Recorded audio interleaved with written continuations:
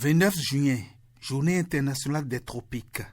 Proclamée par l'ONU, Organisation des Nations Unies, cette journée souligne l'importance écologique, économique, biologique et culturelle des régions tropicales. Les zones tropicales sont situées entre le tropique du Cancer et le tropique du Capricorne. Ces zones concernent, au prime abord, 80% de la biodiversité de la planète. Au second plan, 40% de la population mondiale. Ces populations vivent avec des enjeux pluriels, singulièrement le défi de la pauvreté, le pari de la santé, le souci de l'accès à l'eau, mais aussi les challenges des opportunités économiques.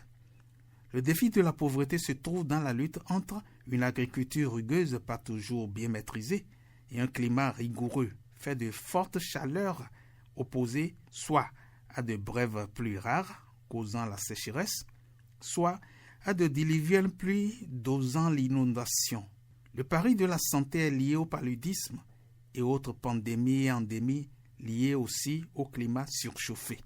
Le souci de l'accès à l'eau potable se remarque par la mauvaise répartition des sources d'eau et l'avancée du désert, due aussi au climat surchauffé.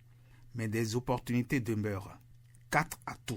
Premièrement, une agriculture toute l'année, 2 saisons de pluie, 2 fois 3 récoltes par an. Deuxièmement, une énergie solaire, l'ensoleillement quasi constant avec 300 jours de soleil par an. Le solaire devient alors imbattable niveau coût ici. Une opportunité énorme pour mini-réseau, pompage solaire, foire solaire pour conserver les produits.